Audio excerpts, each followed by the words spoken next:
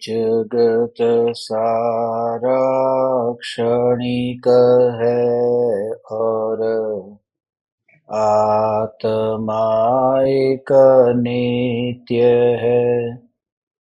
आत्मा का अनुभव बस एकमात्र नित्य है।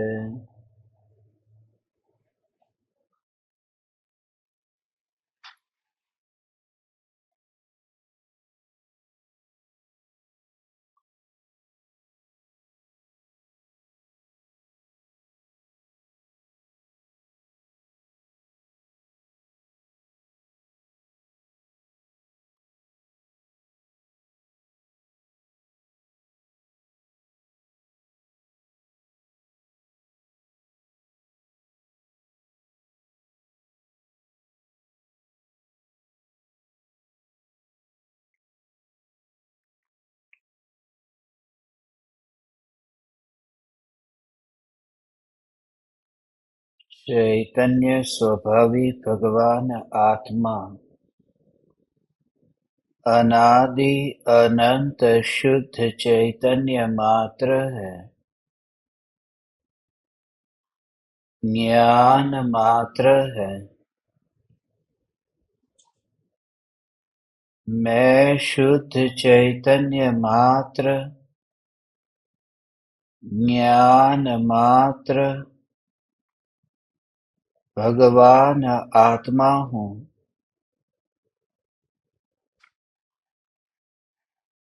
प्रति समय यह जागृति बनी रहे। इस जागृति का नाम धर्म है।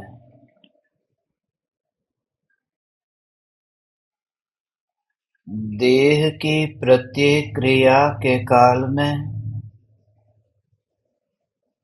और विकल्पों के बहते प्रवाह के काल में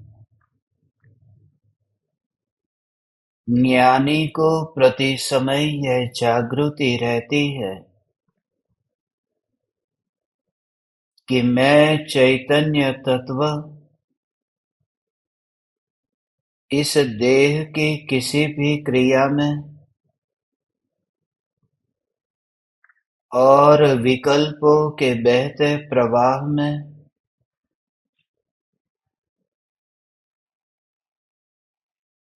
कहीं भी मिला नहीं हूँ। ऐसा शुद्ध चैतन्य तत्व मैं हूँ।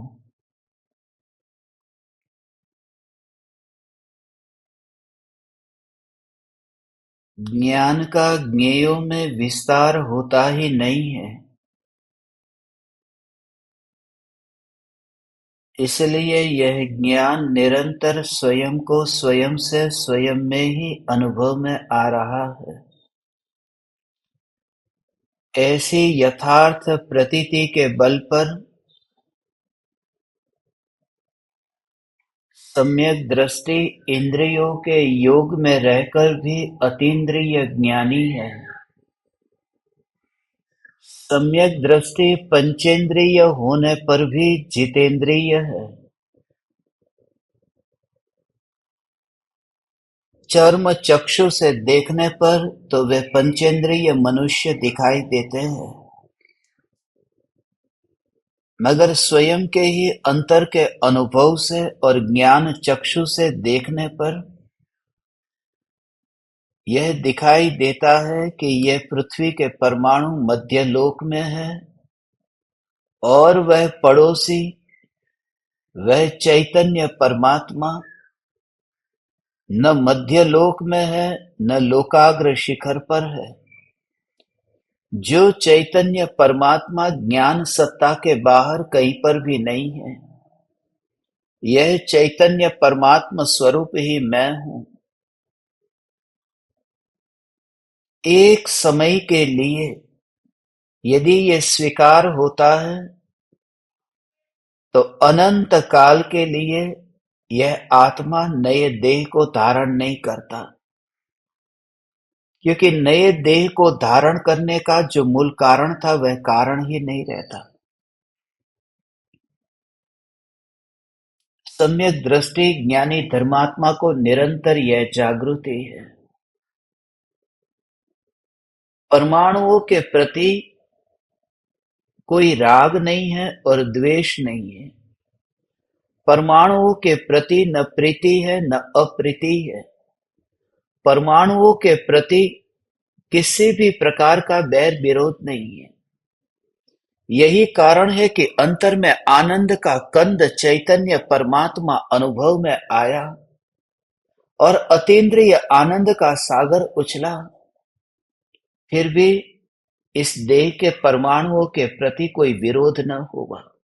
इसलिए ज्ञानी जब ध्यान की मस्ती में से बाहर आते हैं, जब निर्विकल्प अनुभूति में से जब वे विकल्प में आते हैं, जब वे गहन सागर में से विकल्प की तरंगों पर आते हैं, उस समय यह अनुभव होता है कि यहाँ तरंगों पर जहाज भी है। मगर जहाज के प्रति द्वेष करके जहाज को तोड़ने का काम वह व्यक्ति क्यों करेगा?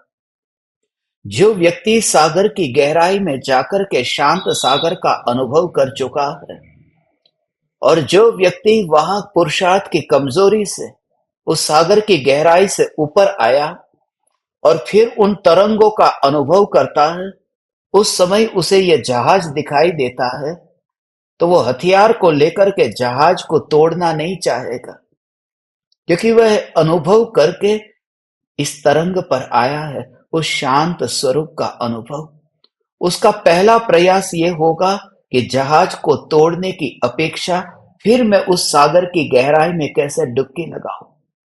और वह पुरुषार्थ इतना सहज है, इसलिए हे चैतन्य परमात्मा, सम्यक दृष्टि ज्ञानी धर्मात्मा देह होने पर भी देहातीत क्यों है?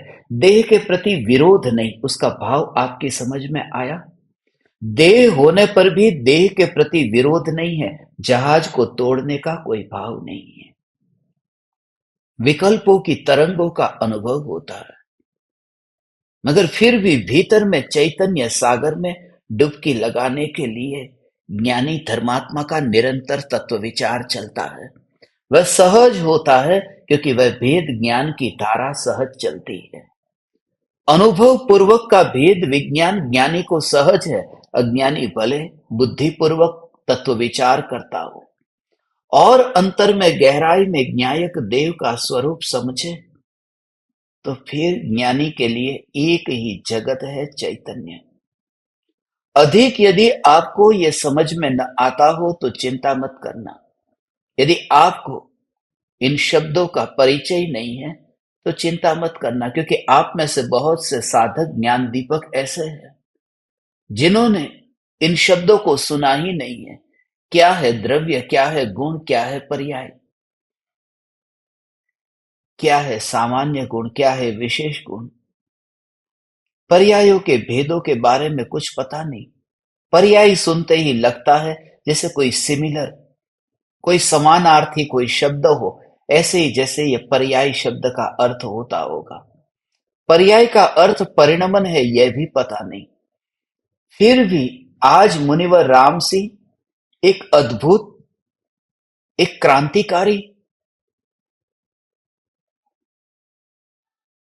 अपने अंतर के भावों को व्यक्त करेंगे। स्वाभाविक है पंडितों को ये वचन रुचिकर न लगेंगे। स्वाभाविक है पंडितों की दुकान आज के इन शब्दों को सुनकर के बंद होने की संभावना है। इसलिए मुनिवर राम सिंह का जो साहस है आज ये है कि जो तू तीन लोक के बारे में, ये तीन लोक के नक्शे को तू जान करके बैठा है, महापंडित होकर के बैठा है, मगर तूने चैतन्य लोक को समझा? तूने आगम का अभ्यास तो किया, तूने अनेक आगमों के पन्ने को पलट दिया, तूने तत्वार्थ सूत्र का तीसरा अध्याय पूरा पढ़ा, तूने तत्वार्थ राजवार्तिक पढ़ा, तत्वार्थ श्लोक वार्तिक पढ़ा, तूने उसका विवेचन बहुत समझा, तूने यहां तक त्रिलोक सार का स्वरूप समझा, तिलोय पणत्ति का स्वरूप समझा, मगर शब्दों को ही तिलोय पणत्ति पढ़ने से इस चैतन्य तत्व की अनुभूति का क्या संबंध है? नक्शे को देखने से किसी की प्यास थोड़ी छिपती है। गंगा के नक्शे को देख करके, गंगा के नक्शे की लंबाई और चौड़ाई को देख करके, जान करके, रट करके किसी की प्यास थोड़ी छिपती है। प्यास तो छिपती है साक्षात निर्मल जल उसे अनुभव में आए। और इसी अनुभूति के लिए आज का ये क्रांतिकारी दोहा है। आज का ये दोहा आप परमात्माओं के लिए, खास करके जो मृत्यु शैया पर है, खास करके जिनकी आयु अब बढ़ चुकी है, खास करके उनके लिए जिनकी स्मरण शक्ति अब घट गई है, खास करके उनके लिए जिनके पास में अब उतना अवसर नहीं है कि विशेष रूप से शास्त्रों के शब्दों को, गाथाओं को, श्लोक को, श्लोकार्थ को, गाथार्थ को, उसके भावार्थ को, टीका को, और विशेष विशेष करके जिनके पास में अब वो समय नहीं है कि विस्तार में जाए, ऐसे जीवों के लिए मुनिवर राम सिंह ने संक्षिप्त में एक कुंजी दिखाई है। ये जो चैतन्य का जो जोर है, वह जोर जब अंतर में प्रकट होता है तो तू खोपड़ी को एक और रखता है। इसलिए स्मशान में पड़ी हुई जैसे खोपड़ी हो, ऐसे ही ये बुद्धि, ये खोपड़ी का खेल दिखता है, फटती है। मैं जब स्मशान में बैठता हूं तब मुर्दे की खोपड़ी जब फटती है, उस समय ही ऐसा भाव होता है कि हजारों शास्त्रों का ज्ञान यहां जैसे इकट्ठा है। मृत्यु होते ही खाली खोपड़ी नहीं फटती, खोपड़ी फटने से पहले वो क्षयोपशम ज्ञान की खोपड़ी फट जाती है। अगले भव में कुछ भी याद नहीं है। जो पूर्व भव में शास्त्रों को जाना था, उनका कुछ भी ज्ञान नहीं है। मां के गर्भ में वहां पर शास्त्रों को कितना जानता है, कुछ भी नहीं। एक समय में सब जाने से अनजाना, कौन सी गाथा थी, कौन सा शास्त्र था, कुछ भी नहीं पता।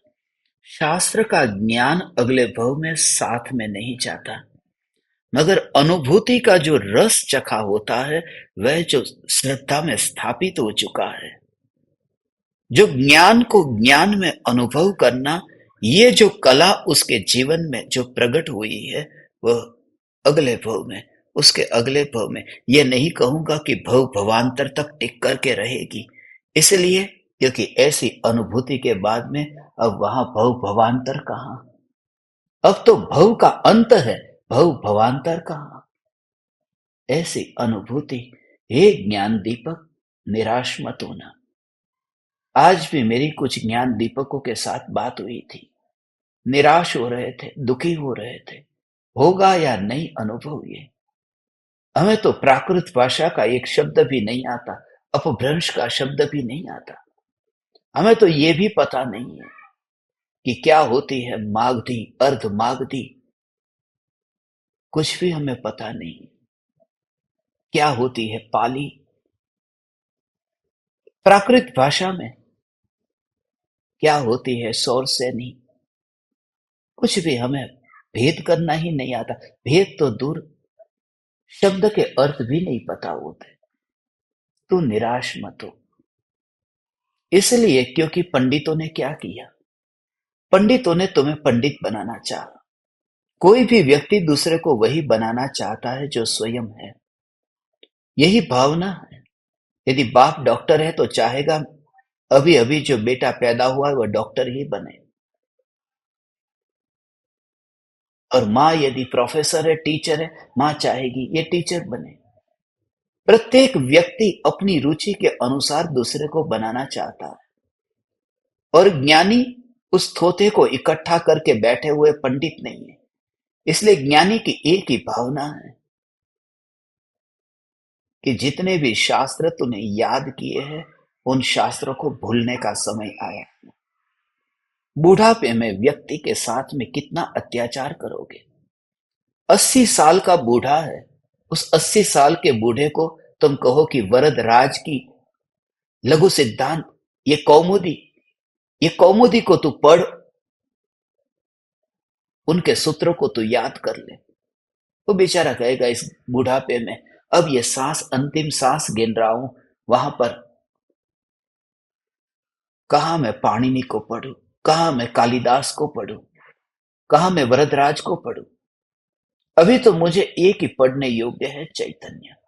इसलिए सब जो तू जानता है उसे भी, और नहीं जानता है उसे भी, उसे एक और एक ही जोर, मैं चैतन्य हूं, मैं चैतन्य हूं। जान लेंगे। कोई कहे न कि तू तीन लोक के बारे में कुछ जानता है, जान लेंगे, केवल ज्ञान में जान लेंगे।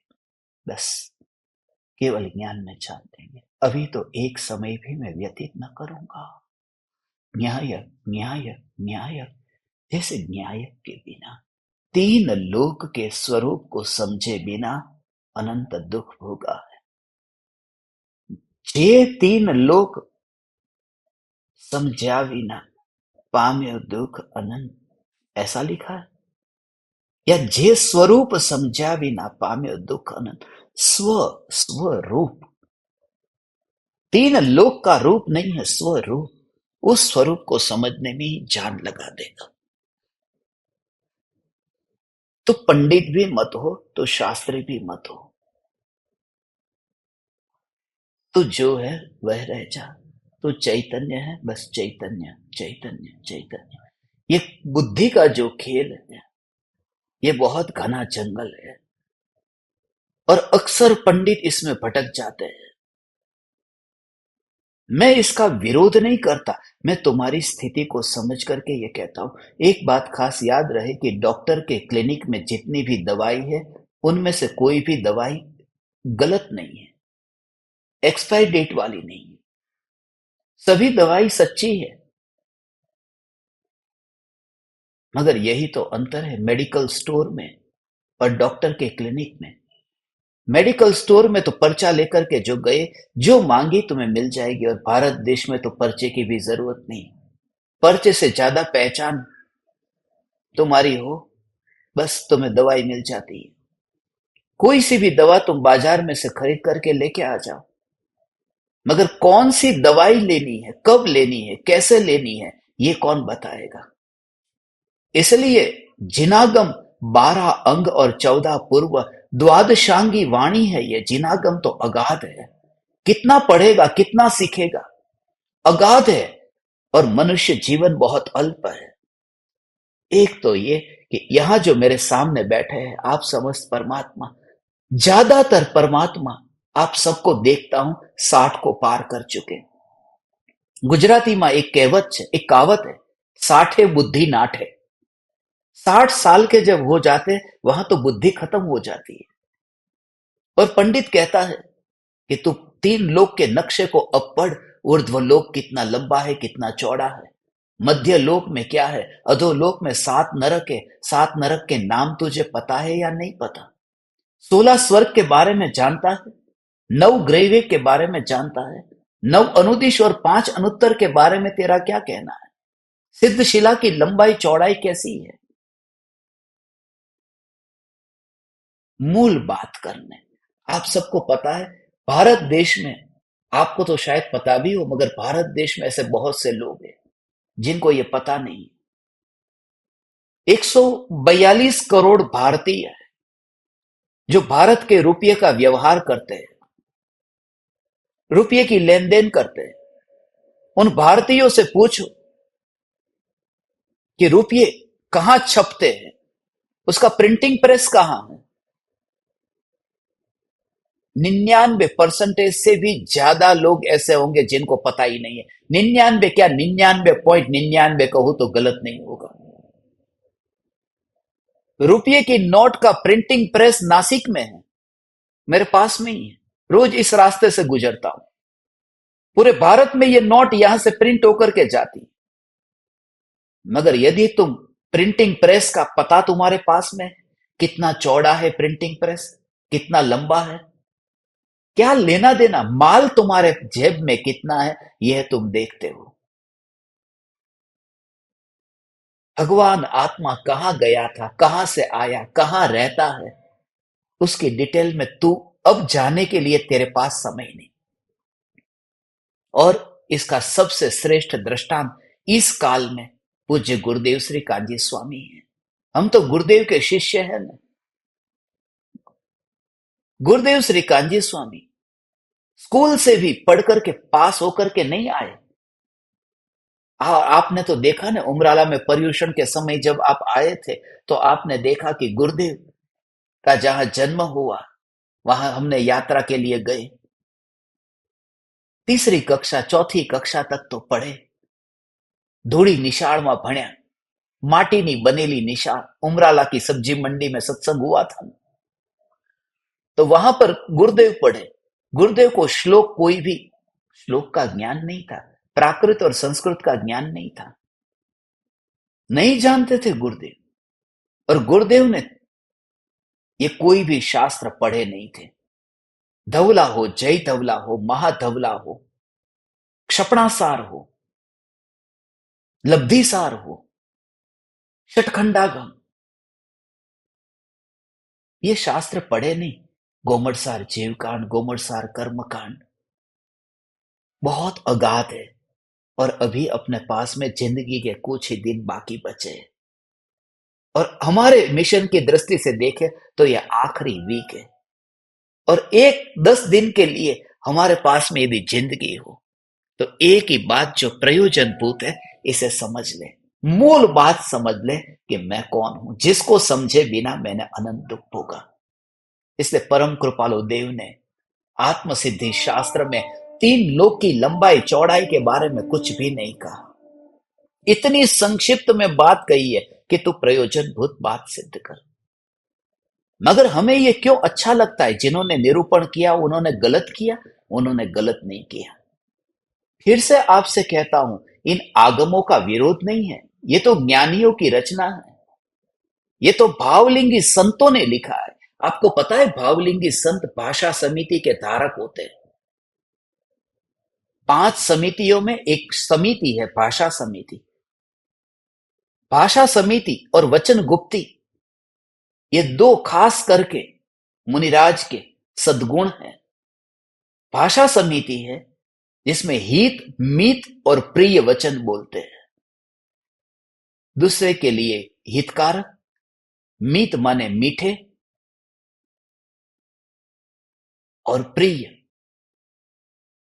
जो सुपात्र जीव है, जो प्रिय है, ऐसे जीवों के लिए वो मधुर वचन में ये उपदेश देते हैं। नेमी चंद्र आचार्य ने गोमड़सार जीवकांड लिखा, गोमड़सार कर्मकांड लिखा, जो हर अंतर मुहूर्त में परमात्मा स्वरूप में डुबकी लगा करके बाहर आते हो।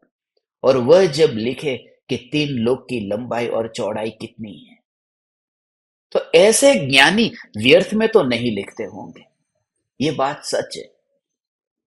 इसलिए ये आगमों में जो लिखा गया है उसका तो विरोध हम कैसे कर सकते हैं।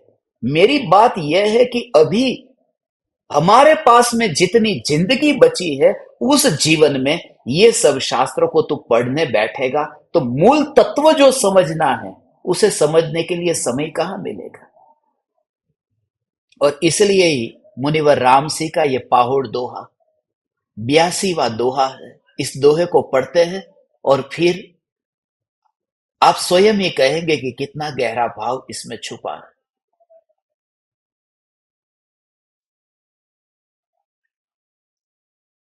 दोहा है,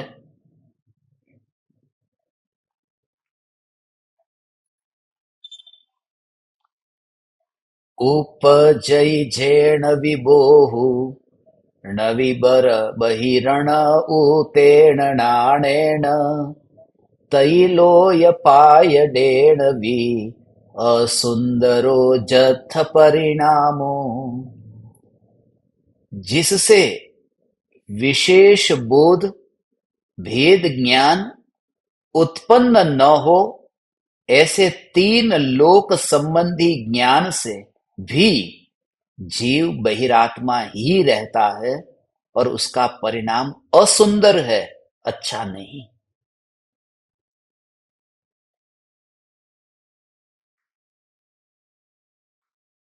इससे अहंकार को खुराक मिलती है, इसलिए अच्छा लगता है। मूल कारण अज्ञानी को, पंडित को ये सब वचन क्यों मीठे लगते हैं? डिटेल में जाना क्यों अच्छा लगता है? क्योंकि इससे एक भेद खड़ा हो जाएगा कि तू 5 शास्त्रों को जानता है तो मैं 10 को जानता हूं। ये विचार नहीं आता, अंदर की मान्यता, वो मिथ्यात्व का भाव होता है ना, वो उसका अनुसरण करता है। मिथ्यात्व के भाव के अनुसार ऐसे ही जीव के भाव आते हैं कि मैं ज्ञान को बढ़ाऊं। हम ज्ञान को बढ़ाने के लिए नहीं बैठे। इसलिए मैं आप ज्ञान दीपकों को प्रत्येक सत्संग में ये कहता हूं, ज्ञान बढ़े उस पर जोर मत देना। वो बढ़ते हुए ज्ञान से न्यारा जो सत्ता मात्र ज्ञान है, जो चैतन्य है, उस पर ही जोर देना, उस पर ही जोर देना।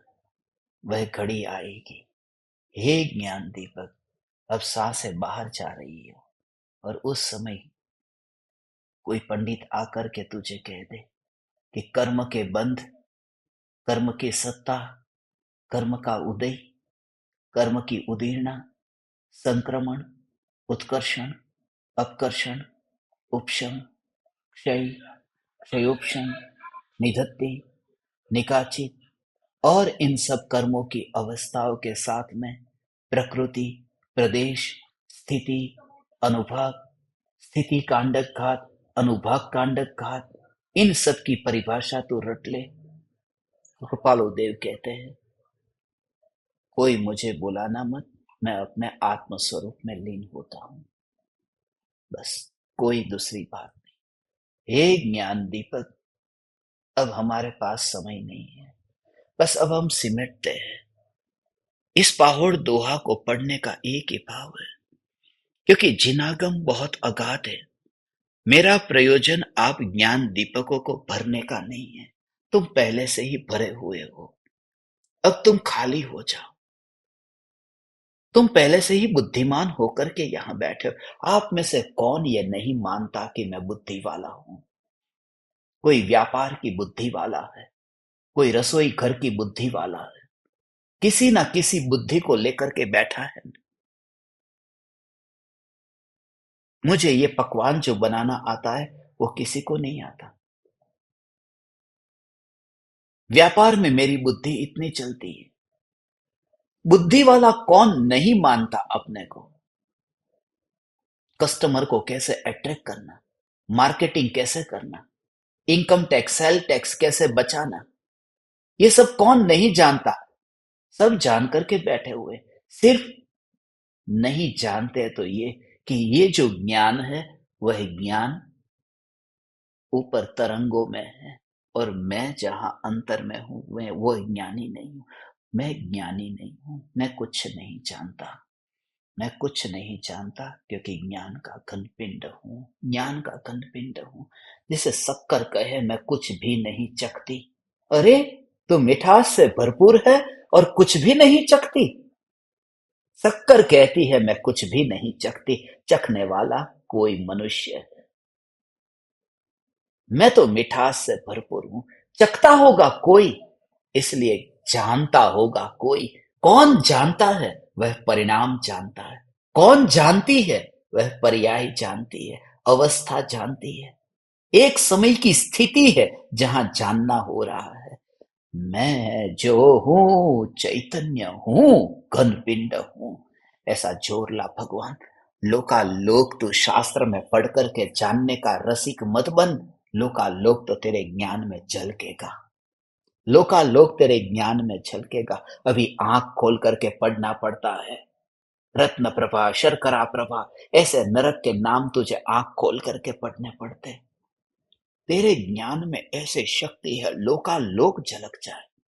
एक समय में, एक समय में बिना किसी विकल्प के एक द्रव्य, उसके अनंत गुण, और उन अनंत गुणों की एक एक गुण की, भूतकाल की अनंत, वर्तमान की एक, और भविष्य की अनंतानंत पर्याय। ऐसा अनंतानंत पर्याय, भूत, वर्तमान और भविष्य की त्रिकालवर्ती, और ऐसे अनंत गुण, और एक द्रव्य के यहां तो अनंतानंत द्रव्य है। उन अनंतानंत द्रव्यों के अनंतानंत गुणों की अनंतानंत पर्याय, और कितने विकल्प से? बिना किसी विकल्प के ज्ञान में झलक जाए। जानने न जाना पड़े, इसलिए मेरा तो कोई रस नहीं है, क्योंकि मैंने मृत्यु को देखा, अब समय नहीं है। बस अब बात छोड़ो जो है। और ये मैं नहीं, ये आचार्य धरसेन कहते हैं, ये मैं नहीं, ये पुष्पदंत जी और भूतबली जी, इनकी कहानी है। जब मृत्यु की घड़ी निकट आई तो धरसेन आचार्य ने क्या किया? अंतिम घड़ी तक इसमें न लगे रहे। गिरनार की गुफा में आत्मा की मस्ती में अब मस्त होना था। अब कोई मत बुलाना मुझको, अब मैं अपने स्वरूप में लीन होता हूं। आ गए हैं दो मुनिराज को बोध दे दिया और कह दिया, अब जाओ, अब यहां से, अब जाओ यहां से। जो शक्ति थी, जो ज्ञान था, वो ज्ञान दे दिया। अब जाओ, अब तुम यहां पास में न बैठो, और मैं अब इन विकल्पों में ज्यादा नहीं जाना चाहता। अब वे समा गए। शेर को कितने शास्त्रों का ज्ञान था जब उसने सम्यक दर्शन पाया। शिवभूति मुनि को कितने शास्त्रों का ज्ञान था जब उन्होंने सम्यक दर्शन पाया, जब उन्होंने ध्यान की अग्नि में लीन होकर के केवल ज्ञान पाया। हे ज्ञान दीपक, तो बुद्धि का दीवाना मत हो। मैं इसलिए कहता हूं, तू कुछ भी नहीं जानता, सब चल जाएगा। ये मैं नहीं कहता, ये तो मुनिवर राम से कहते हैं, क्योंकि उससे भेद ज्ञान प्रकट नहीं होता। भेद ज्ञान होता है उसकी कला पर तो जोर दे, बस उसकी कला पर जोर दे, क्योंकि वहां अंत नहीं है। जैसे रुपये में 1 लाख कमाया तो एक शून्य और लग जाए 10 लाख, एक शून्य और लग जाए 1 करोड़, फिर 5 से 6, 6 से 7, शून्य पे शून्य बढ़ते जाते हैं। ऐसे ही यहां पर है। शास्त्रों को पढ़ करके, एक शास्त्र पढ़ा, दूसरा पढ़ लू, तीसरा पढ़ लू, चौथा पढ़ लू, और ऐसा ही होता है। लोग मुझे पूछते थे, टीवी पर प्रोग्राम होते थे, पूछते थे कैसे आप जिस देश में जाते थे उस देश की भाषा लाने के लिए क्या करते थे? कुछ नहीं, कुछ नहीं। बहुत बार प्रयास किया। मैं तागालोग में जब बोलता था, पूरा सत्संग तागालोग में, अभी थोड़े दिन पहले वियतनामीज में, अभी उन प्रवचनों को सुनता हूं, एक वर्ड भी पता नहीं। मगर उस समय जैसे ज्ञान बढ़ता हो ना, तुम ऐसे दूर से देखते हो सुनामी नहीं आएगा। इंडोनेशिया में सुनामी आया, 5 दिन के बाद में उस सुनामी के 19 साल पूरे हो जाएंगे। मगर ऐसे ही देखो, ये कला है, ये पुरुषार्थ है। ऐसे ही देखो, सुनामी नहीं आए, आ ही नहीं सकता, क्योंकि तरंग जैसे उछलती हुई पानी मेरी ओर आ रहा है और मैं अब डूब जाऊंगा। जब भाषाओं का ज्ञान होता है, एक उछाल आता है, एक साथ में पूरी डिक्शनरी। अभी दुबई में सत्संग हुआ था भगवत गीता पर, गीता दर्शन पर। कुछ ज्ञान दीपकों को यह सत्संग दिया है, आप तक भेजूंगा। जो लड़की आई थी उसको मैंने कहा था, एक भी शब्द तू, तेरी डिक्शनरी का एक भी शब्द लेकर के आ, तू जहां पैदा हुई, मैं उसका भाव तुझे बताऊंगा, उस शब्द का अर्थ बताऊंगा। और डिक्शनरी गूगल पे सर्च करना, तू तेरे जिस देश में पैदा हुई उस देश की कोई भी भाषा। वो आई थी कहीं कालीमांतन से, मगर थोड़ी देर बाद जब वो बाहर छोड़ने के लिए आए, सत्संग पूरा होने के बाद में गाड़ी में बिठाने के लिए आए, उस समय मैं उनके साथ में इंग्लिश में बात करने लगा। वो लड़की बोली, आप मजाक करते हैं? मतलब मुझे पता नहीं क्या क्या कह रही हूं। मैं अंग्रेजी में बात कर रहा था। बोले अभी अंदर तो बात कर रहे थे कालीमांतन में। बोला नहीं, मुझे नहीं पता, और एक भी शब्द याद नहीं। तब ऐसा लगा कि जो समुद्र की लहर उठी है और जो लहर नीचे बैठी, उठी और नीचे बैठी, उससे अत्यंत दूर से जानने वाला वह जो ज्ञान का, जिसमें प्रतिबिंब पड़ता है, उन तरंगों का भी प्रतिबिंब पड़ता है, वह ज्ञान मौन है। और जो मौन है वह ज्ञान, उसके पीछे भी है जहां प्रतिबिंब भी नहीं पड़ता, वह त्रिकाल सत्ता है। उस सत्ता में एकत्व हो कि यह चैतन्य ही मैं हूं, बस। ओ ओ ओ ओ ओ ओ ओ ओ ओ उस ओ हे चैतन्य परमात्मा, you are out of the body.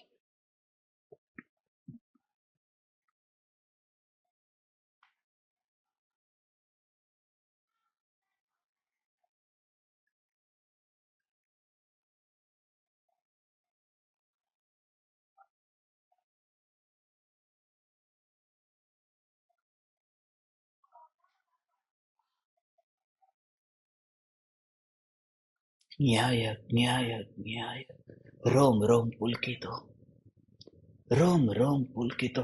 अंदर से ऐसा भाव जगाए, ऐसा अंदर से, और पूरा का पूरा जो कंपन हो, ये पूरे के पूरे शरीर के जो परमाणु है, जैसे ये रोम खड़े हो गए। ये देखो, ये पूरे के पूरे रोम खड़े होते हैं। जिस समय ये पूरे रोम खड़े होते, कोई भी भाषा बोलो, ये रोम खड़े होते। जैसे वो रोम खड़े हुए, उस समय, उस समय ऐसा ही लगे जैसे समुद्र की तरंग उठी है। और सुनामी नहीं आएगा। सुनामी नहीं आएगा माने मेरा बीच पर एक महल है, उस महल में पानी नहीं घुसेगा। उस महल का नाम चैतन्य महल है। उस महल का नाम चैतन्य महल है, जहां बुद्धि की तरंग बढ़ती है। इतना पानी उछलता है मगर सुनामी नहीं आता। वह बुद्धि के उछलते सागर की तरंग अपनी सीमा का उल्लंघन नहीं करती। यही तो कारण है कि समुद्र के किनारे पर लोग शांति से अपने महल में सोते रहते हैं। नदी के किनारे पर सोते नहीं है, समुद्र के किनारे पर सोते हैं। उल्टा सी फेस का ज्यादा पैसा देकर के फ्लैट बंगला खरीदते हैं। नदी के पास में रात को चैन से नहीं सो सकते, डर है नदी में बाढ़ आ जाएगी। मगर सागर में बाढ़ नहीं आती। इस श्रद्धा के बल पर मध्य रात्रि में भी विश्राम करते हैं। हे चैतन्य परमात्मा, तू चैतन्य ही है, ऐसा जोड़ ला और बुद्धि को एक और रख। तू उसी में ही तेरी परिणति नाचेगी स्वरूप में। हे ज्ञान दीपक, तेरी परिणति स्वरूप में अंतर में नाचेगी। तू बुद्धि से मुक्त हो गया। तूने बुद्धि के परिग्रह को छोड़ दिया। ये बुद्धि भी एक परिग्रह बन जाती है, ये भी एक बोझ बन जाती है। धन की अक्कड़ता वाला तिजोरी में करोड़ रुपए बंद करके आया है और रास्ते पर चलता है अक्कड़ होकर के। और यहां पर ऐसा ही है, तू भी बुद्धि की अंदर यहां तिजोरी में खोपड़ी में भर के चला है, और तेरी चाल भी ऐसी ही है। वह व्यक्ति तो भला है कि इनकम टैक्स वाले आए तो लॉकर तोड़ करके 300 करोड़ निकाल दे। मगर तेरी बुद्धि तो ऐसी अंदर भरी है कि कोई निकालने जाए तो भी निकलती नहीं। तूने ऐसे छुपा करके रखा है, तो और खतरा है। 2 नंबर का माल इतना भर के रखा है। हे ज्ञान दीपक, ईमानदारी का माल एक ही है, मैं चैतन्य हूं। और 3 लोक का जो नक्शा, ये सब 2 नंबर का है। ये हमारा नहीं, क्योंकि क्षयोपम ज्ञान 2 नंबर का है और चैतन्य स्वभाव 1 नंबर का है। और ये मैं नहीं कहता, ये समय सार की 31वीं गाथा कहती है। ये आचार्य कुंद को देव कहते हैं। भगवान ठीक है, बचपन में बुद्धि थी, बुद्धि का उपयोग करता, बुरे कार्यों के लिए करता। इससे बेटर कि उसने उस बुद्धि का उपयोग किया, शास्त्रों को पढ़ लिया। मगर पढ़ने के बाद में ये जाना, स्वर्ग के वर्णन को सुना, नरक के वर्णन को सुना। एक बच्चे को क्लासरूम में ही शिक्षक ने कहा था, अध्यात्म के बारे में प्रश्न पूछ रहे थे। वो बच्चे को पूछा कि चलो बच्चों, बताओ तुम में से किसे स्वर्ग में जाना है और किसे नरक में जाना है। ऐसे पूछते, तुम कहां से आए, कहां। मैं भी पूछता था, शुद्धात्मा को मैं पूछता था, बेटा तू नरक में से आया या स्वर्ग में से आया, बता। अब उसको तो पता नहीं था, मगर ऐसे ही जानना चाहता था कि उसका जवाब क्या निकलता है। छोटा था बिल्कुल। जब बोलना सीखा तब मैं उसे ऐसे ही मजाक में पूछता था कि बेटा तू स्वर्ग से आया है कि नरक से आया है। ऐसे ही वो शिक्षक ने पूछा कि चलो बच्चों, तुम्हें स्वर्ग में जाना है या नरक में। कुछ बच्चे ने हाथ ऊंचा किया कि मुझे स्वर्ग में जाना है, कुछ बच्चों ने हाथ ऊंचा किया मुझे नरक में जाना है। एक बच्चा ऐसा था जिसने दोनों में हाथ ऊंचा नहीं किया। शिक्षक ने फिर उस बच्चे को पूछा कि भाई, तू ध्यान से सुन रहा है ना, सो नहीं गया ना? मैंने प्रश्न पूछा कि तुम्हें स्वर्ग जाना है या नरक जाना है। उस बच्चे ने कहा, सर, मुझे अपने घर जाना है, शाम हो गई है, अब स्कूल से छुट्टी दे दो, जल्दी से घर जाना है। मैं आप ज्ञान दीपकों से पूछता हूं, तुम्हें स्वर्ग जाना है या नरक जाना है? एक ही बात कहना, मुझे तो चैतन्य के घर में जाना है, कहीं नहीं जाना। मेरी चैतन्य की मस्ती में मस्त रहना है बस भगवान। क्योंकि मैं जानता हूं स्वर्ग में भी भटकना है और नरक में भी भटकना है। मैं भटकना नहीं चाहता, मैं निवास करता हूं। ये जितने भी निवास है, एक ही निवास है, ये चैतन्य निवास है। हे ज्ञान दीपक, सदगुरु है, वह सदगुरु के पास में जाकर के पूरी तरह से सदगुरु का सदुपयोग करना। एक ही बात उनसे पूछना, चैतन्य प्रयोजन भूत, एक ही चैतन्य की बात। नरक के कितने भेद है, स्वर्ग के कितने भेद है, कर्म की कितनी प्रकृति है, वो बता देंगे तुम्हें। जितना वो जानते हैं उतना बता देंगे, क्योंकि वे भी तो केवली नहीं है ना, बहुत सूक्ष्म भाव है, वे भी तो केवली नहीं है ना। आज गुरुदेव के सामने कोई पूछता तो गुरुदेव के पास में भी जवाब नहीं था कि कर्म की 8 प्रकृति और 8 प्रकृतियों की फिर 8 भेदों में से फिर 148 प्रकृति, 148 प्रकृतियों के नाम गुरुदेव को याद नहीं थे। मैंने सुना है कि गुरुदेव को सभा में किसी ने पूछा, गुरुदेव को याद नहीं थे 148 कर्म की प्रकृति के नाम। मैं ये नहीं कहता कि नहीं याद थे इसलिए हमें याद नहीं करना, मैं ये कहता हूं कि यदि वो याद नहीं है तो तू निराश मत हो ना, तेरा काम नहीं अटकेगा। मूल काम की बात कर, काम एक आत्मार्थ नो, नहीं कि काम 3 लोक के नक्शे का। एक आत्मार्थ का प्रयोजन होगा। अब तो तेरे ऊपर से बोझ दूर हो गया पे। कितना बोझ था, ये याद रखने का बोझा कितना था। और 3 लोक की बातें याद रखनी पड़ती, आत्मा को तो याद रखना नहीं है। देखिए, जो बुद्धि में आता है उसे याद रखना पड़ता है, आत्मा तो बुद्धि में आता नहीं है, वह तो अनुभव में आता है।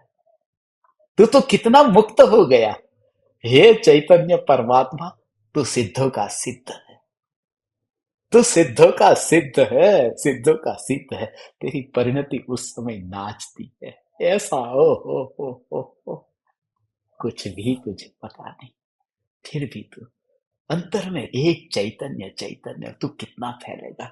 सिकंदर तड़प तड़प के मरा, खाली मां की एक बात मान ली होती तो इतना नहीं तड़पता। सिकंदर की चाहना थी कि सारे जग को जीत करके आओ, और सिकंदर की मां की चाहना थी कि बेटा, मृत्यु की घड़ी में एक पानी का गिलास चाहिए तेरे हाथ से, तू सिर्फ मेरे पास में बैठा रहे। और सिकंदर ने नहीं मानी अपनी मां की बात। यही हालत है, हम 3 लोक के नक्शे को घूम फिर करके देखना चाहते हैं, और चैतन्य परमात्मा कहता है तू खाली बस इधर ही बैठा रहे मेरे पास में, और कुछ नहीं चाहिए। मगर हम सिकंदर की भांति मरने के लिए ही भटक रहे हैं, शास्त्रों के पन्ने को पलट रहे हैं। मूल प्रयोजन की बात करने, काम की बात कर। एक आदमी मुझे स्मरण में आया, मरीज था, गया डॉक्टर के पास में। डॉक्टर को जाकर के पूछा कि डॉक्टर साहब, मैं बीमार हूं, मेरे शरीर में ये दर्द हो रहा है। डॉक्टर ने कहा, ठीक है, चिंता मत करो,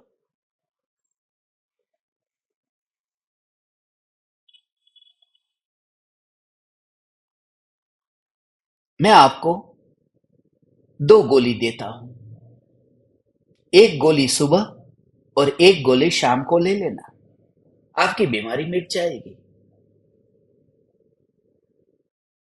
ये सुनते ही वो जीतू बोला, मरीज का नाम जीतू था, कि डॉक्टर साहब, ये जो दवाई लेनी है, ये काहे के साथ में लेनी है? चाय के साथ या दूध के साथ?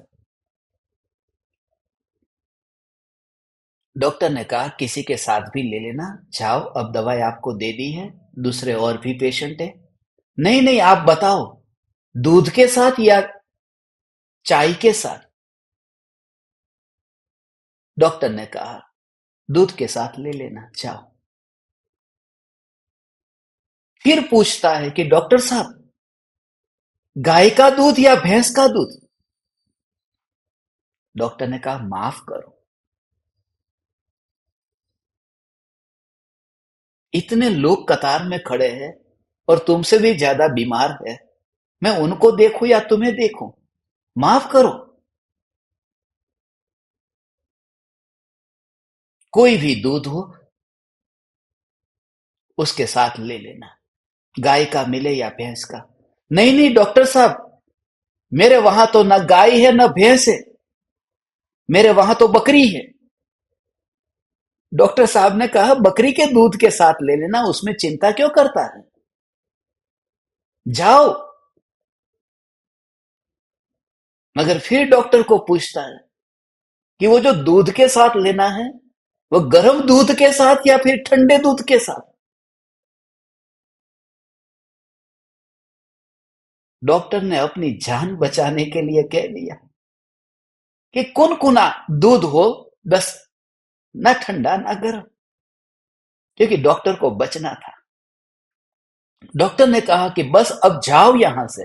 उसने कहा कैसे जाओ यहां से, मैंने फीस पूरी दी है, तो जानकारी भी पूरी लेकर के ही जाऊंगा। अब पीछे पड़ गया।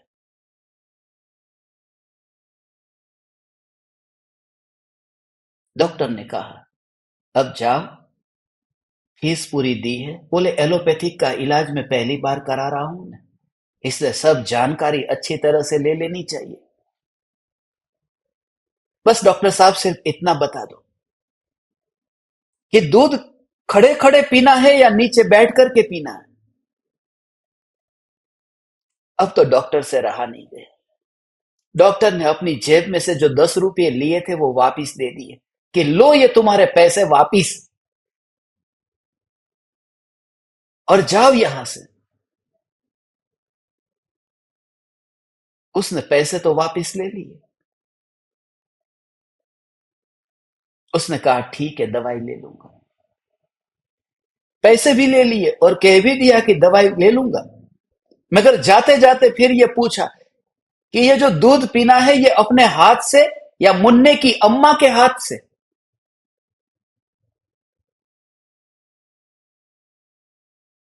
डॉक्टर ने कहा यहां से जाओ तुम अब घर पे, मुन्ने की अम्मा के हाथ से पी लेना, जाओ, निकलो तुम यहां से, जाओ अपने घर। डॉक्टर साहब, पैदल चल के जाऊं या फिर रिक्शा में जाऊं?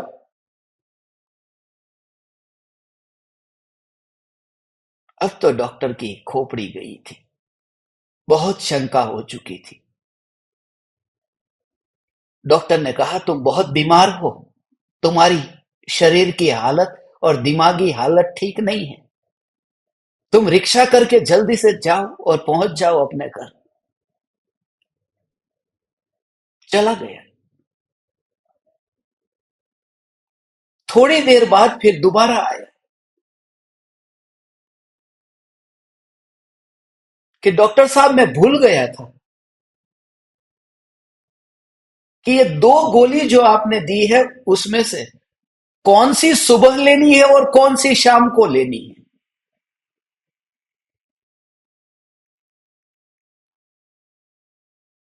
डॉक्टर ने यह बता दिया कि ये सुबह है और ये शाम को है, जाओ यहां से। अब डॉक्टर को कहता है कैसे जाऊं, पैसे ही नहीं है मेरे पास।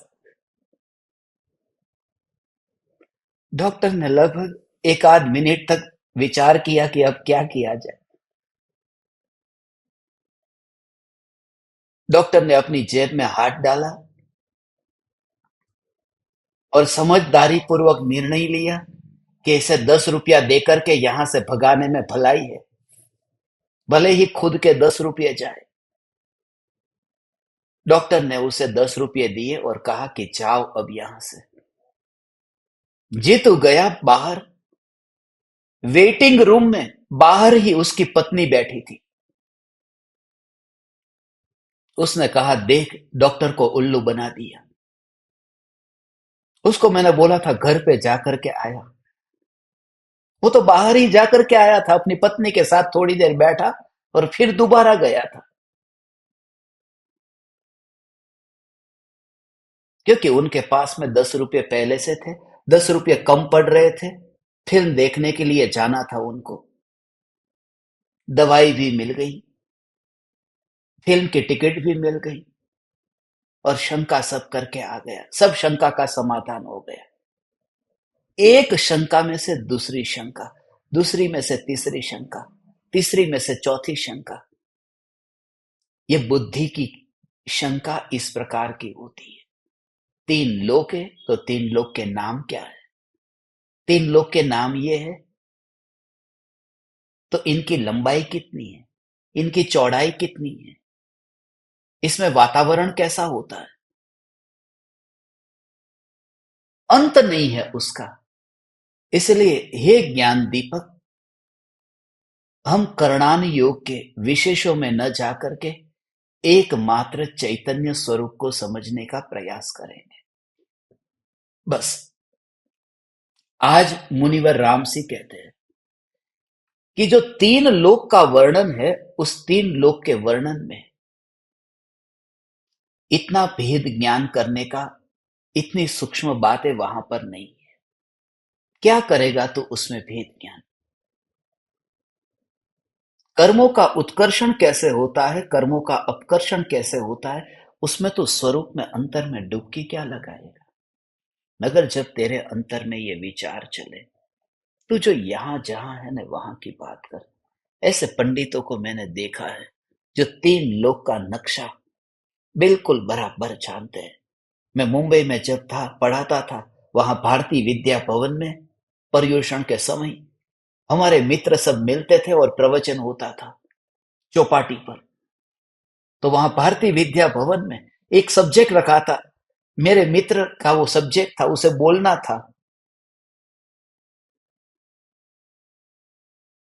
3 लोक के नक्शे पर, त्रस नाड़ी पर, कि जो बीच में ही जो बिल्कुल स्ट्रेट ऐसी नाड़ी, त्रस नाड़ी, जहां त्रस जीव रहते हैं, उसका स्वरूप उसे बताना था। और उनका ठहरने का, उनका जो रेसिडेंस था वो भुलेश्वर में था। जब प्रवचन पूरा हुआ, वो 3 लोक का स्वरूप, लंबाई चौड़ाई ऐसी बताकर, उस समय जीपीएस नहीं था, ये 2006-2007 की बात है, पूरा प्रवचन इतना जोरदार दिया कि 3 लोक की लंबाई चौड़ाई क्या है। और हम बाहर आए। उसके बाद में मुझे पूछता है कि ये भुलेश्वर की गली कौन सी है। बोला, अभी तो तू 3 लोक का नक्शा जानता है और अभी यहां से भुलेश्वर की गली मेरे को पूछ रहा है। तेरे लिए ज्यादा जानना यह जरूरी है कि अपने घर वापिस कैसे जाओ।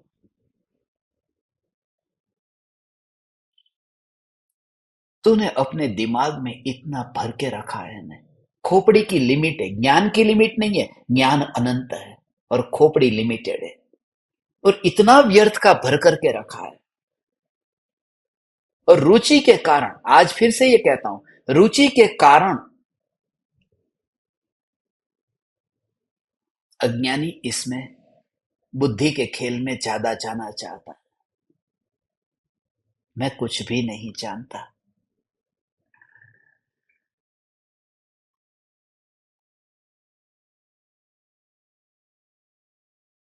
एरिस्टोटल समुद्र के किनारे पर था और एक बच्चा, एक प्याली थी, उस प्याली में समुद्र के पानी को भरना चाहता था। एरिस्टोटल ने जब यह दृश्य देखा, उस बच्चे को कहा, ये मूर्ख, तू क्या करता है? ये समुद्र कोई प्याली में समाता है? बच्चे ने वही कहा, सही है, मैं मूर्ख दिखाई देता हूं, समुद्र प्याली में नहीं समाता। बस ऐसे ही सत्य जो है वह सत्य तर्क में नहीं समाता, बुद्धि में नहीं समाता, आगम में नहीं समाता, युक्तियों में नहीं समाता, उदाहरणों में नहीं समाता। सत्य है वह अनुभव में आता है, और अनुभव जहां है वहां मौन है। हे चैतन्य परमात्मा, ऐसी मौन अनुभूति आप समस्त परमात्माओं को हो। आप उस अनुभूति तक पहुंचे जहां आपको याद भी न आए कि बुद्धि कहाँ गई। जैसे कृपालो देव देह होने पर देहातीत कहते हैं न, इतनी गहराई में जा, तो इतनी गहराई में जा। उस गहराई को ही मैं कहता हूं कि हे ज्ञान दीपक, हे चैतन्य परमात्मा, कुएं की उस गहराई में अंदर अंदर अंदर अंदर तक जाना कि जहां तुझे बाहर का उजाला उस कुएं के अंदर न दिखाई दे। कोई सूर्य की किरण उस कुएं की गहराई में न आए, और तू उतनी गहराई में गया। न बाहर की आवाज सुनाई देती है, न बाहर का प्रकाश भीतर में जाता है, उस कुएं की गहराई। बस इस दशा को कृपालु देव देहातीत दशा कहते हैं कि हमें देह का पता ही नहीं। हम देह का देह का पता ही नहीं है। हे ज्ञान दीपक, ऐसी दशा आए कि हमें विकल्प का पता नहीं है, विकल्प का भी पता नहीं है, बुद्धि का पता नहीं है। ऐसी दशा प्रकट हो कि जहां पर हमें क्षयोपशम ज्ञान का पता नहीं है। मुझे याद नहीं है मैंने कितने शास्त्रों को जाना है, उन शास्त्रों की गाथाओं को याद नहीं है, कुछ भी याद नहीं है। शब्दों से ऊपर उठ गया है, इसलिए तो ज्ञानी से शब्दों की भूल हो जाती है। यही कारण है कि आचार्य कुंद कुंद देव समय सार में एकत्व विभक्त भगवान आत्मा की बात बताते हुए पांचवी गाथा में ही क्षमा चाहते हैं, क्योंकि हमारा जोर बुद्धि पर नहीं है। मैं बुद्धि पर जोर नहीं, इसलिए भूल हो सकती है, भूल हो सकती है, वरना माफी क्यों मांगता मैं कि हे जगत जीव, हे जगत के सुपात्र जीव, यदि मेरे से कोई भी शब्द की भूल हो जाए, भाषा की भूल हो जाए, तो माफ कर देना। क्योंकि भाषा तो बुद्धि का अनुसरण करती है न, जैसा जाना ऐसा बोलती है, और बुद्धि का कुछ भी ठिकाना नहीं।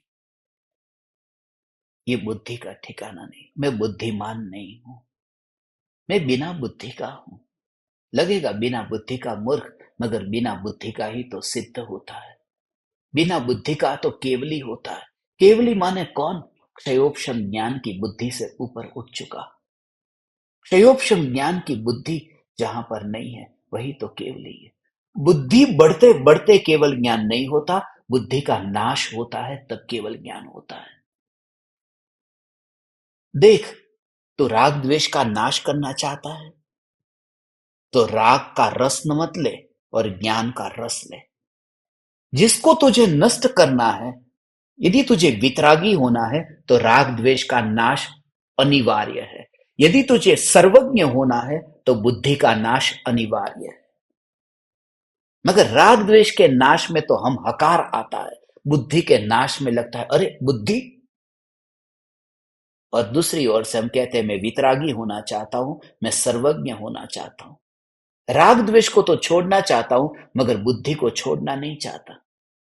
और बुद्धि तब तक नहीं छूट सकती जब तक कोई अपने को बुद्धि से अलग न देखे, वरना तो दुख होगा। जिसको मैं अपना मानता हूं उसे मैं छोड़ूंगा कैसे? इसलिए मैं बुद्धि को अपना मानता ही नहीं हूं। मैं बुद्धिमान नहीं हूं। बस ओ हो। हे चैतन्य परमात्मा, कितना आनंद है, क्योंकि जहां बुद्धि है वहां आकुलता है। बुद्धि तो दिमाग की खुजलाहट है, ये खुजलाहट है, यही तो है। अंतर में स्पर्श ना हो, स्पर्श ना हो, स्पर्श ना हो, जब कोई प्रश्न का उत्तर नहीं आता, तब क्या करते हैं? गणित जब हमें समझ में नहीं आता हो, जब संख्या का टोटल लगाना हो, उसका गुना करना हो, उसका भाग करना, जब कोई जवाब नहीं मिलता हो, तब हम क्या करते हैं? तब इधर ये हाथ लगाते हैं। आपने कभी सोचा इधर इधर सिर पे हाथ क्यों लगाते? क्योंकि ये दिमाग की खुजलाहट है। ये याद नहीं आ रहा है मुझे, ये बुद्धि है। और जब अंदर में अहोभाव आता है, अरे भगवान क्या कहूं, आनंद से जब तुम भरते हो तब हाथ यहां लाते हो ना, अरे मैं क्या कहूं, तब ये कहते हो अरे मैं क्या कहूं, इधर हाथ लगाते हो। अंदर की अनुभूति है। धर्म तो यहाँ हृदय में है, श्रद्धा में है। श्रद्धा में जो धर्म है, उसे बुद्धि के साथ कोई लेना देना नहीं है। हे ज्ञान दीपक, तू मस्त हो जा, तू नाच, तू इतना हृदय से चैतन्य के प्रति समर्पण कर। बुद्धि जहां रहे वहां रहे। यद्यपि यह सत्य है कि ज्ञान में ये जानने में आए, ठीक है, जान लेता है, पढ़ लेता है। जैसे चैतन्य का रस जगा है, तो तीर्थंकर परमात्मा का स्वरूप शास्त्रों में लिखा है तो पढ़ लेता है। कोई विरोध नहीं करता, रुचि होती है तो उसके साथ में इंटरलिंक जो होता है उसको भी जान लेता है, उसमें विरोध नहीं करता। जैसे अब किसी को क्रिकेट का शौक है, तो क्रिकेट का शौक है तो क्रिकेट के रूल्स रेगुलेशन का भी उसको शौक होगा कि एक ओवर में 6 गेंद होती है, 50 ओवर का मैच होता है, 20 ओवर का मैच होता है। पहले 5 दिन का होता था, वो मेरी समझ में नहीं आता था। लोग कहते 4 दिन की जिंदगी और फिर अंधेरी रात। अरे 4 दिन की जिंदगी और 5 दिन का क्रिकेट का मैच कैसे होता होगा, ये समझ में नहीं आता। मगर क्रिकेट की रुचि हो तो क्रिकेट के साथ में जो लिंक है उनकी भी रुचि होगी। अब उसे सब ग्राउंड्स का पता है, उसे लंदन का लॉर्ड्स भी पता है और ओवल भी पता है। हम गए थे ना लंदन के लॉर्ड्स में, मैं सत्संग करके आया 2 महीने पहले।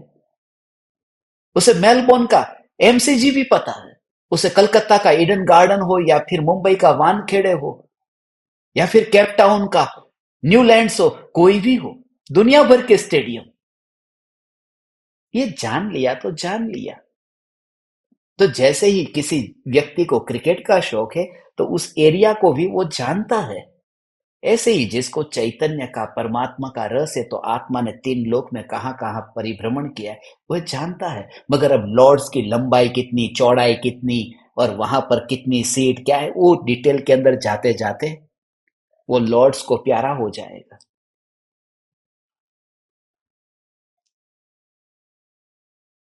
इसलिए संक्षिप्त में, शॉर्ट एंड स्वीट, काम की बात करें, कम टू द पॉइंट, बाकी की बात बाद में कर लेंगे। और भी गहरे रहस्य मुनिवर राम सिंह यहाँ बताते हैं कि जिससे भेद ज्ञान हो ऐसा कार्य करना, और भेद ज्ञान होगा उसके लिए अंत में हम भेद ज्ञान का प्रयोग करते हैं जो बुद्धि से बिल्कुल अलग है। समय हो चुका है, मगर फिर भी इतना दूध दिया है, दूध આપ્યું છે તો ઉમેરણ થોડુંક આપવું પડે ને, થોડુંક એવી રીતે एक्स्ट्रा। कर्णानुयोग एक्स्ट्रा नहीं देता। कर्णानुयोग बिल्कुल डॉट टू डॉट होता है। इतनी लंबाई, इतनी चौड़ाई, उसमें कुछ एक्स्ट्रा नहीं होता। ये तो द्रव्यानुयोग में भाव आता है ना, तो एक्स्ट्रा मिल जाता है। धन्य भागी हम द्रव्यानुयोग के साधक हैं, नहीं तो एक्स्ट्रा कुछ भी नहीं मिलता, डॉट टू डॉट मिलता। वहां सब चलता है। जैसे कहते हैं ना, व्यास से 3 गुनी जो होती है वो परिधि होती है। अब व्यास से 3 गुनी परिधि कर्णानुयोग ये नहीं कहता। कर्णानुयोग तो ये कहता है व्यास से कुछ अधिक होती है ऐसी 3 गुनी, थोड़ी एक्स्ट्रा होती है, बिल्कुल एग्जैक्ट 3 गुनी नहीं होती। कर्णानुयोग मना कर देता है। ये तो ऊपर ऊपर की बात थी। कर्णानुयोग तो ये कहता है कि भावलिंगी मुनि होते हैं, उन्हें ब्रह्मचर्य महाव्रत होता है। ये चरणानुयोग कहता है। छठे सातवें गुण स्थान में मुनि को ब्रह्मचर्य महाव्रत होता है। कर्णानुयोग कहता है कि मुनि का ब्रह्मचर्य छठे सातवें में नहीं होता, नौवें गुण स्थान तक वेद का उदय रहता है। वो कर्णानुयोग की बात है। बहुत सूक्ष्म है उसका अर्थ कि दोनों ऐसी बातें क्यों करते हैं। छठे सातवें गुण स्थान में ब्रह्मचर्य महाव्रत और नौवें गुण स्थान में वेद का उदय। छठे सातवें गुण स्थान में ब्रह्मचर्य महाव्रत है, वो स्थूल कथन है, वह मुनि को भी पकड़ में नहीं आता है। वह जो विकार है वो भावलिंगी मुनि की पकड़ में नहीं आता है, इसलिए वहां पर महाव्रत है। फिर भी वहां वो कचरा पड़ा है जो केवल ज्ञान में जानने में आता है, इसलिए नौवें गुण स्थान तक वो विकार का।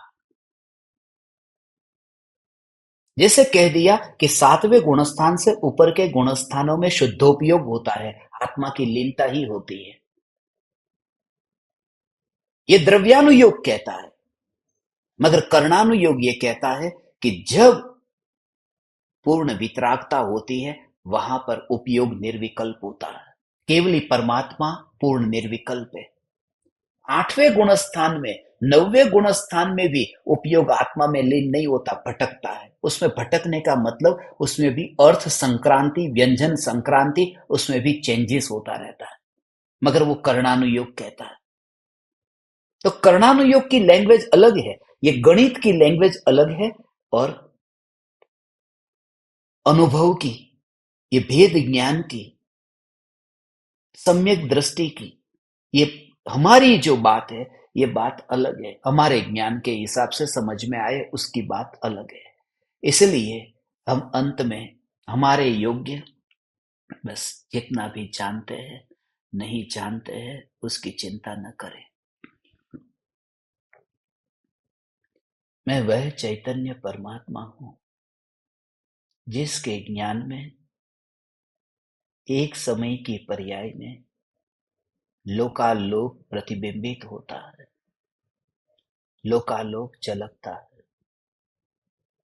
ऐसा जो सामर्थ्य एक समय की पर्याय में बिना किसी विकल्प के, बिना किसी आशा के, बिन बुलाए ही वहां पर झलकना हो जाता है।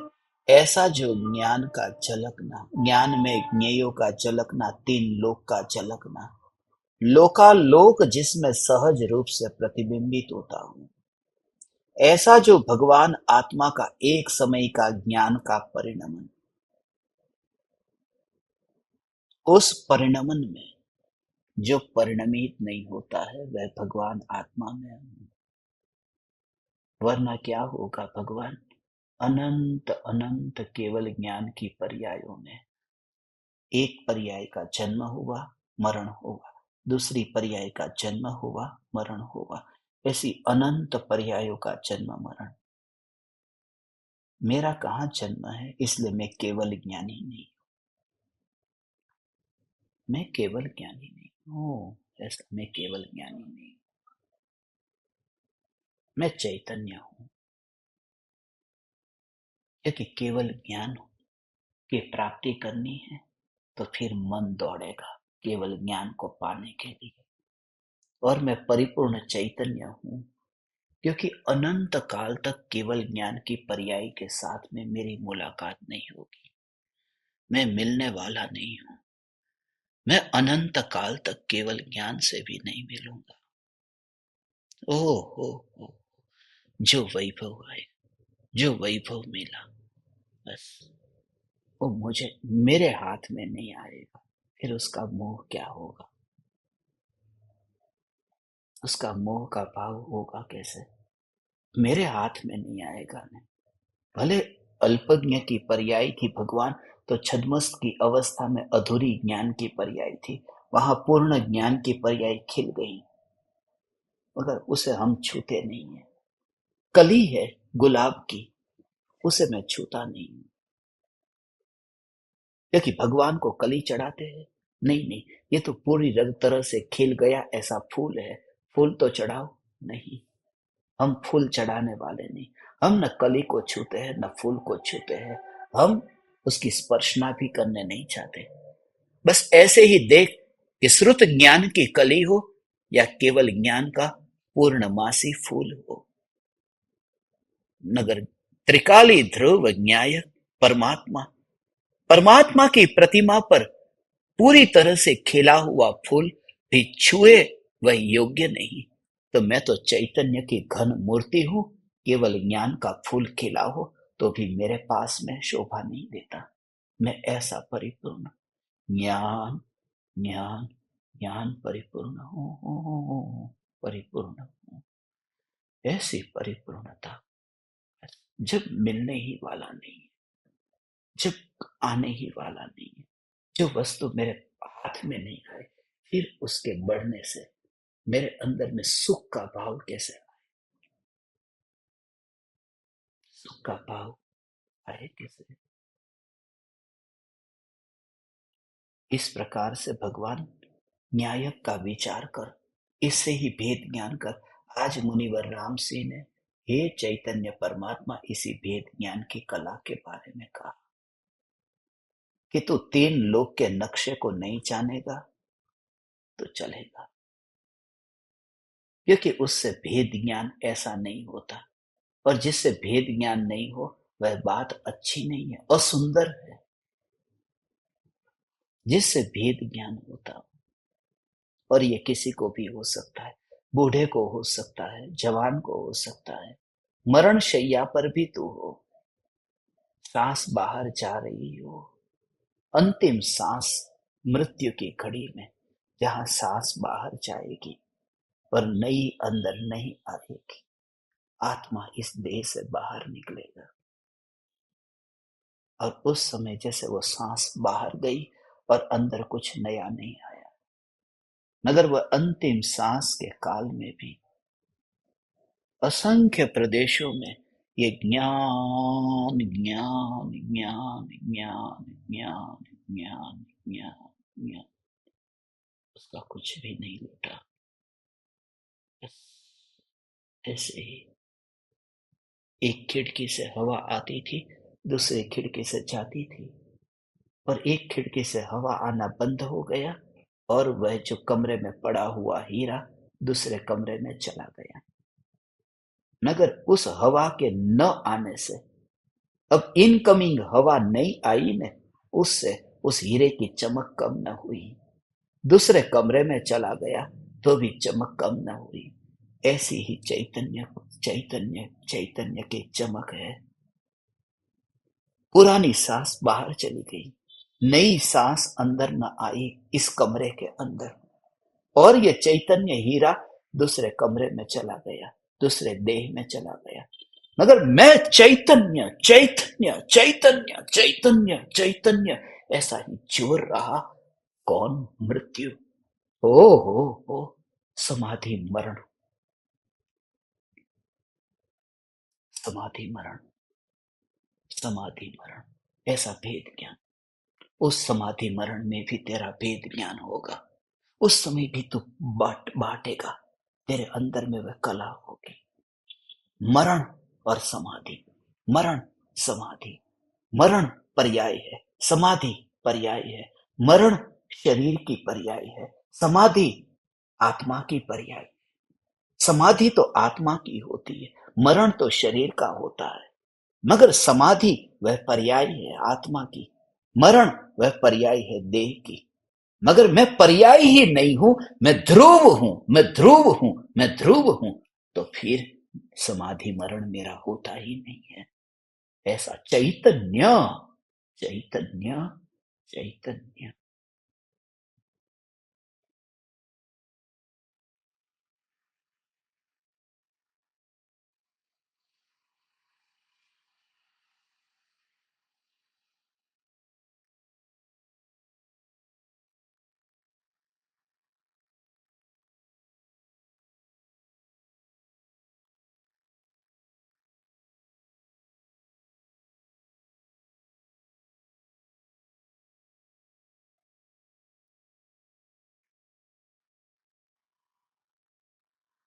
अहो अहो श्री सद्गुरु करुणा सिंधु अपार,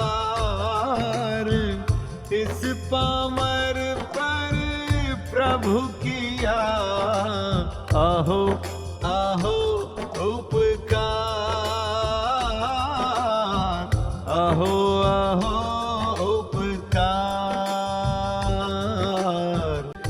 देह सहित जिनकी दशा वरते देहातीत,